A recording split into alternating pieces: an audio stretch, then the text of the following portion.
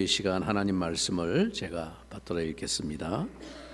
바울이 더베와 루스드라에도 이름에 거기 디모데라 하는 제자가 있으니 그 어머니는 믿는 유대 여자요 아버지는 헬라인이라.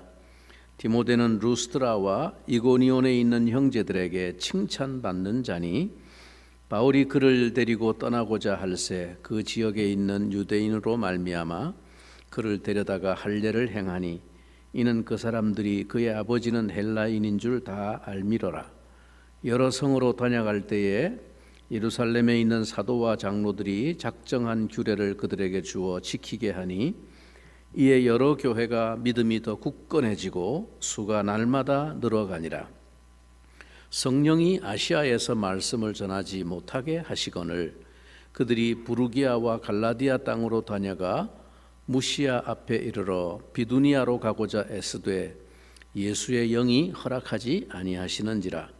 무시아를 지나 드로아로 내려갔는데 밤에 환상이 바울에게 보이니 마게도냐 사람 하나가 서서 그에게 청하여 이르되 마게도냐로 건너와서 우리를 도우라 하거늘 바울이 그 환상을 보았을 때 우리가 곧 마게도냐로 떠나기를 힘쓰니 이는 하나님이 저 사람들에게 복음을 전하라고 우리를 부르신 줄로 인정함이로라.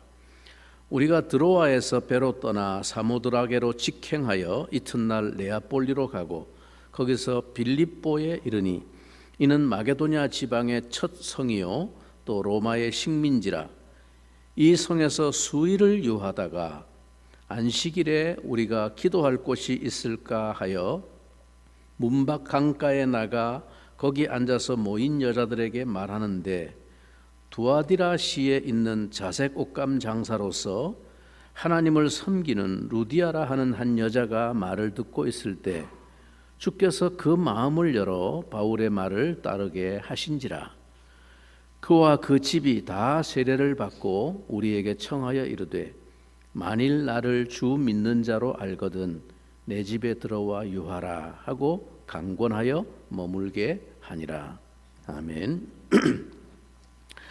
예, 지난 연말과 신년 통해서 한 2달간 사도행전을 잠시 중단하고 매주 다른 말씀들을 전해왔습니다. 이제 이어지는 사도행전을 통해서 성령께서 어떻게 복음의 역사를 이끄시며 우리에게 말씀하시는 오늘의 메시지를 살펴보려고 합니다. 주님의 몸된 교회를 세워가는 하나님의 뜻과 성령의 역사를 통해서 하나님께서 오늘 나에게 말씀하시는 그 은혜와 도전과 위로와 소망이 우리 가운데 충만해지기를 바랍니다. 바나바와 바울이 팀을 이루어서 공식적인 이방 선교 사역의 첫 번째 여정을 마치고 돌아왔을 때 뜻하지 않게 교회에는 유대교 배경을 가진 신자들로부터 이방인 회심자들에 대한 할례와 율법 준수의 요구가 대두가 되어서 교회 안에 혼란과 갈등이 분출되었습니다. 그러나 이 일을 정리하기 위해서 예루살렘에 모인 공의회에서 사도들과 교회의 지도자들은 성령의 역사와 하나님의 뜻을 겸손히 확인하고 온 교회에 오직 주 예수의 은혜로 구원 얻는 외에 다른 조건이 없다는 것과 다만 상호간의 교제의 덕을 위해서 몇 가지 삼가야 할 규례를 가르치기로 결정합니다. 그 후에 다시 이제 선교팀이 정비를 하고 두 번째로 이제 선교 여행을 떠나려 할 때 1차 사역 도중에 포기하고 혼자 돌아가 버렸던 마가를 다시 데리고 갈 것인가 하는 문제를 놓고 바나바와 바울 사이에 의견 대립이 생깁니다. 결국 마가를 데리고 가려는 바나바는 바울과 따로 팀을 구성하여 떠나게 되고 바울도 따로 실라와 함께 팀을 꾸려서 출발하게 됩니다. 이제 16장부터 전개되어지는 이 사도행전의 기록은 바울 일행의 두 번째 선교 여행의 일들을 소개하면서 이후의 복음 전파와 교회 역사를 소개하고 있습니다. 바울은 더베를 거쳐 루스드라에 도착해서 한 새로운 인물을 만나게 되는데 디모데라고 하는 젊은 예수 믿는 제자입니다.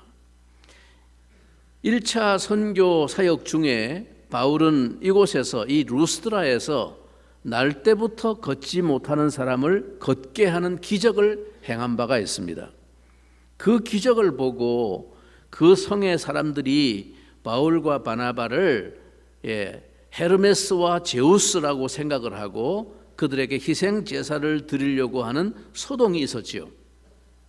이로 인해서 바울과 바나바의 사역의 영향력은 엄청났을 것입니다. 온 성의 사람들이 소동했으니까 신이 왔다. 오늘 바울이 이제 그때로부터 여러 해가 지난 후에 이 루스드라에 다시 돌아와 보니까 거기 신자들의 공동체가 있었고 믿는 유대인 한 가족을 만나게 되었습니다. 이것은 분명 바울과 바나바의 1차 선교 사역의 열매였을 것입니다.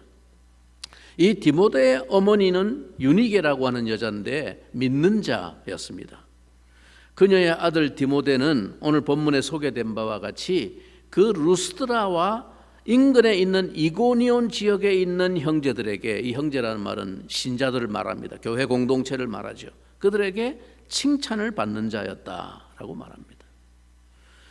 디모데의 어머니는 예수님을 영접한 유대인이었고 그의 아버지는 헬라인이었습니다.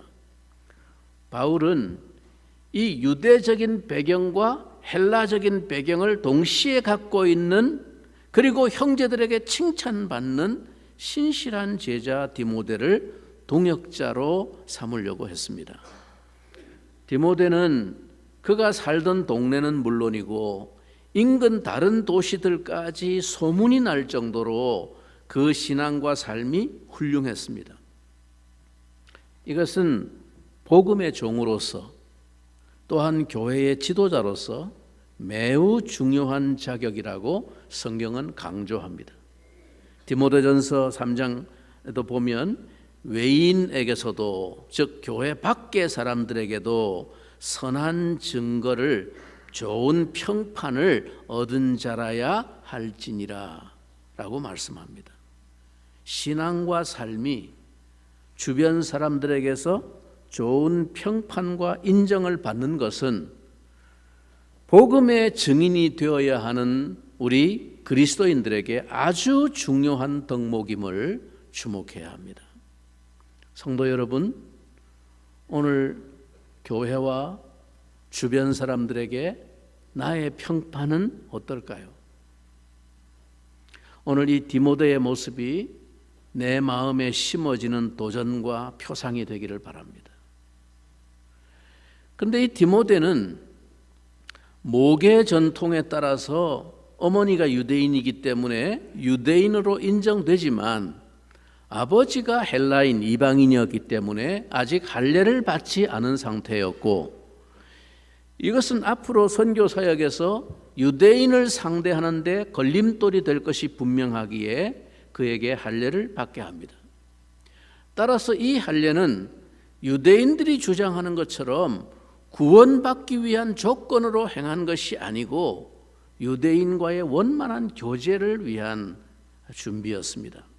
이렇게 해서 디모데는 이제 신라와 함께 든든한 바울의 동역자가 되어서 선교팀은 보강되어서 여러 성으로 다니며 교회들을 굳게 하고 수가 날마다 늘어가는 선교의 열매를 얻었다고 오늘 본문이 소개합니다. 바울은 이 여세를 몰아서 아시아 지역을 복음화하려고 하는 야무진 계획을 가지고 열정을 다했습니다. 여기서 말하는 아시아는 에베소를 중심으로 한 지금의 터키 서부 지역인 소아시아를 일컫는 말입니다. 바울이 2차 선교 여행을 진행하는 가운데 이 아시아 지역을 마음에 두고 있었고 몇 차례나 애를 썼지만 이상하게도 그 일은 성령님의 막으심으로 중단되고 말았습니다. 우리는 이 특별한 사건을 통해서 성령님의 역사에 대한 새로운 교훈을 발견할 수 있습니다.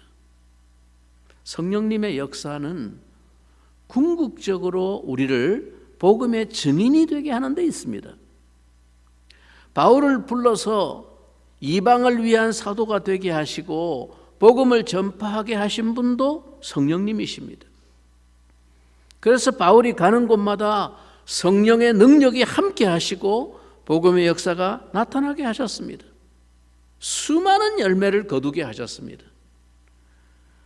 고난도 이 성령님이 함께 하시는 사역을 가로막지 못했습니다. 그런데 이상한 일이 지금 벌어졌습니다. 이것은 오순절 성령이 오신 후로 처음 있는 일이었습니다. 그 일은 지금까지와는 달리 성령이 복음의 역사를 진행하지 못하게 막으셨다라는 사건의 기록입니다. 이런 일이 어디 있습니까?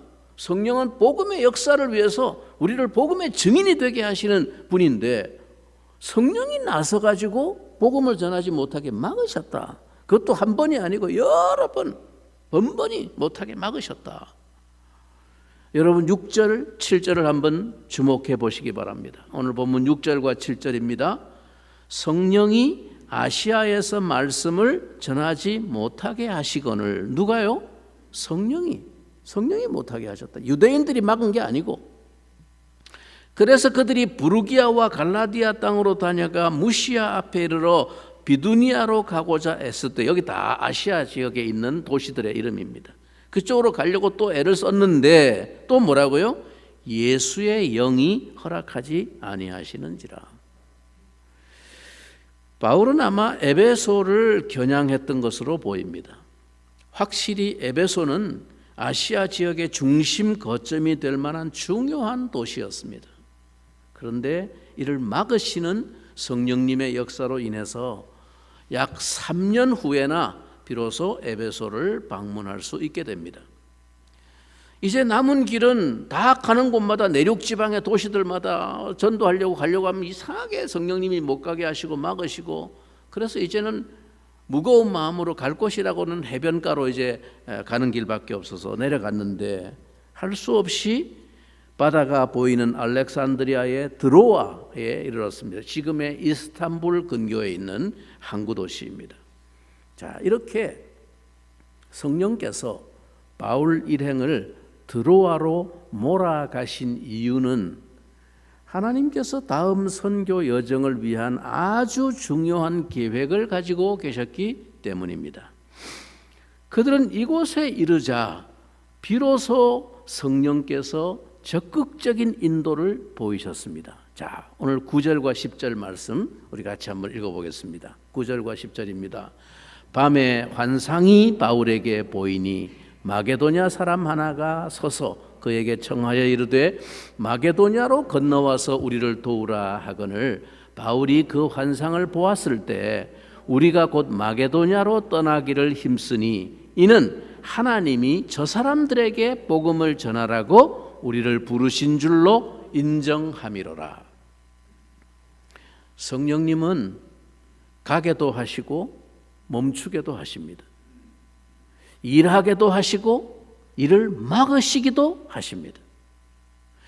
여러분, 이 사건이 우리에게 주는 중요한 교훈이 무엇일까요? 왜 성령님은 초기 복음의 사역을 진행해 나가는 중대한 시점에서 이런 일을 행하셨을까요? 천하 만민이 구원을 얻기를 바라시는 하나님께서 왜 그 일을 막으시고 중단케 하셨을까요? 아시아의 사람들은 하나님 앞에 밉상을 보여가지고 쟤네들은 구원하지 마, 그래서 막으신 걸까요? 천하 만민이 구원 얻기를 원하신다면서요. 근데 왜 아시아에서 복음을 못 전하게 하십니까? 우리에게 주고 있는 교훈이 무엇이라고 생각하십니까? 여러분, 성령님이 여러분에게 그 중대한 사역을 하지 못하게 하신다면 여러분은 어떻게 해야 합니까? 분명히 그 일은 중요하고 하나님의 일임에 틀림이 없고 동기나 목적도 잘못된 것이 없는데 그 일을 하지 못하게 하실 때 여러분은 어떻게 해야 할까요? 본문은 성령께서 어떻게 당신의 뜻에 따라 우리를 인도하시는가를 보여줍니다. 성령께서는 깨어 기도하며 기다리며 순종하는 자들을 인도하십니다. 바울 일행은 그들이 나아가고자 하는 길들은 모두 막혀버렸습니다.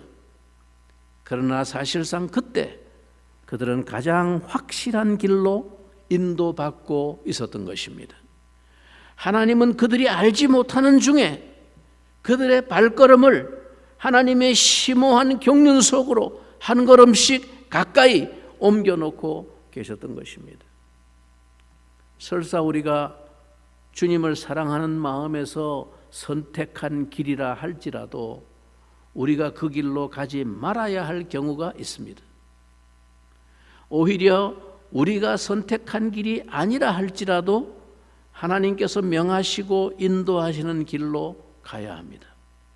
성령님의 막으심은 우리의 신앙을 한 차원 더 높이 성장시켜주는 기회가 될 수 있음을 기억해야 합니다. 오직 우리가 우리의 뜻과 계획에 상반되는 경우에도 성령님의 인도를 따르고 순종하기로 결단한다면 말입니다. 처음과 나중이신 하나님, 시작과 끝을 한눈에 다 내다보고 계시는 하나님께는 우리의 조급함이나 편협한 시각과는 다른 차원의 여유가 있습니다. 하나님은 다 보고 계시기 때문에, 끝을 다 과정을 알고 계시기 때문에 하나님은 여유가 있으십니다. 그분은 결코 당신의 일을 손해보지 않으시는 전지하시고 전능하신 하나님이십니다. 돌아간다고 해서 결코 그분의 일이 궁극적으로 시기를 놓쳐버리거나 손해보는 일은 발생하지 않습니다. 그분은 이 모든 것을 위한 계획을 한눈에 다 내다보시며 우리의 걸음을 이렇게도 저렇게도 이끄시는 분이십니다. 그런데 여러분, 오늘 본문은 이 성령님의 인도에 순종하여 마침내 마게도냐로 건너온 새로운 상황에 대해서 소개하고 있습니다. 여기서 이제 우리가 기대할 수 있는 것이 무엇일까요? 그토록 계속하여 막으시는 성령님의 강력한 뜻과 인도에 순종하여 새로운 세계로 발을 들여놓았을 때 우리가 기대할 수 있는 것이 무엇일까요? 아마도 굉장한 일이 기다리고 있을 것으로 기대할 수 있지 않을까요? 그토록 강력하게 우리를 강권하셔서 오게 하시고 인도하신 곳이니까 가기만 하면 대단한 역사가 기다리고 있을 것으로 기대할 수 있지 않을까요? 마게도냐로 건너가면 이제 뭔가 하나님이 준비하신 큰 역사가 기다리고 있겠구나, 이렇게 기대가 되지 않았겠습니까? 그런데 여러분, 오늘 본문에 전개된 상황은 어떠했습니까? 기대를 가지고 마게도냐의 첫 성인 유서 깊은 도시 빌립보에 이르렀습니다. 그런데 이상하게도 다른 곳에서와는 달리 별로 사람을 만날 수가 없었습니다. 어디서나 흔하게 볼 수 있던 유대인의 회당조차도 이곳에는 없었습니다. 어떤 역사가 계획되어 있을까 생각하며 나름대로 어떻게 이곳에서 사역을 전개할 것인가를 고민하면서 시간을 보낸 지가 수일이 흘렀습니다. 자, 12절 말씀을 한번 유심히 보십시오. 본문 12절입니다.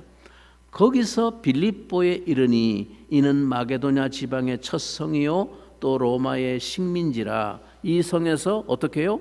수일을 유하다가, 여기 유하다라는 단어는 원문에 이 헬라어로 그럭저럭 할 일 없이 시간을 보내면서 배회하다, 이런 의미의 단어입니다.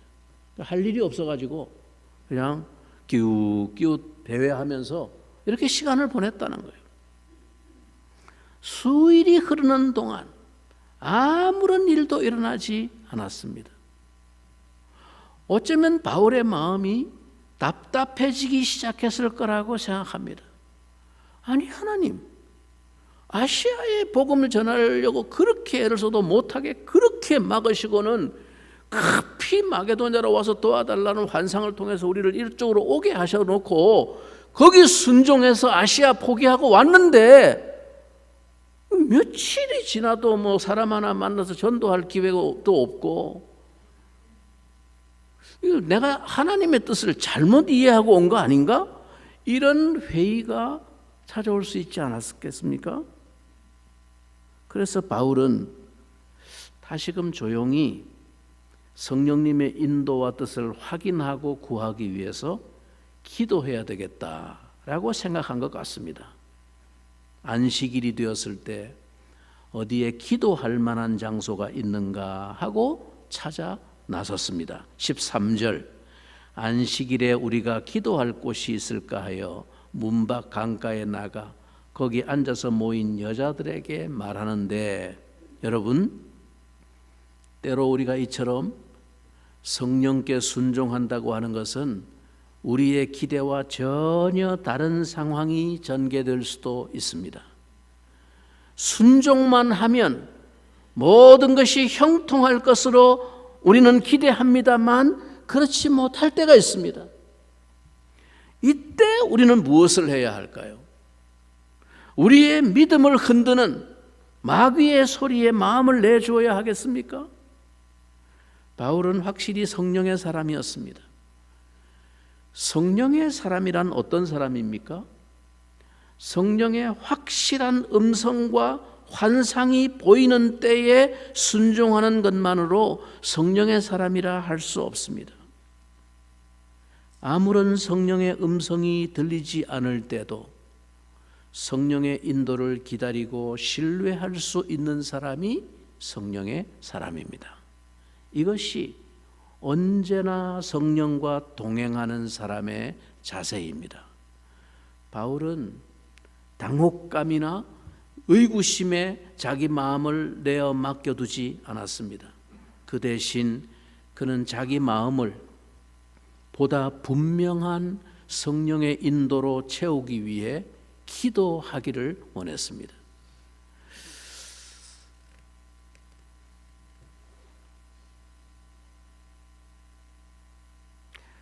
그래서 기도처를 찾아 나갔는데,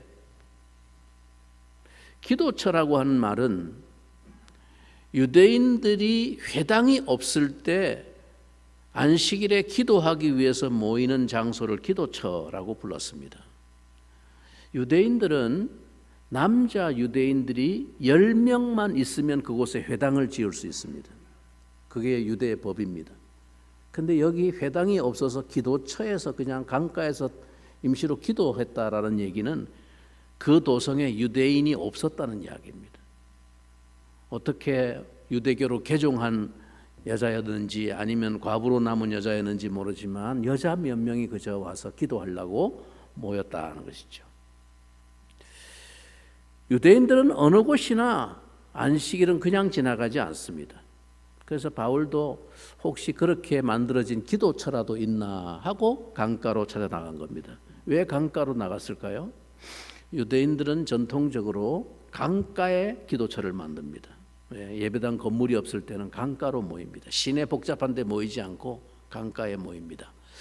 강가에 모이는 전통은 유대인들의 미시나의 해석에 따르면 그 강물이, 물이 많은 곳에, 이 물은 하나님의 은혜를 상징하기 때문에 물이 흘러넘침같이 하나님의 은혜가 우리 심령에 넘치는, 그렇게 상징적인 의미를 가지고 있어서 물이 많은 곳에, 물가에 가서 하나님 앞에, 또 세상 도성의 복잡한 것에서 떨어진 곳에 가서 하나님을 만나고 기도하는 곳으로 삼아왔다고 합니다. 그래서 바울도 그 관습에 따라서 강가로 나가본 것입니다. 갔다가 재미있는 사실은 바울이 이 강가에 나가서 만난 여인들 중에 최초의 회심자가 된 사람은 두아디라 출신의 루디아라는 여인이었습니다. 그런데 이 두아디라가 어디입니까?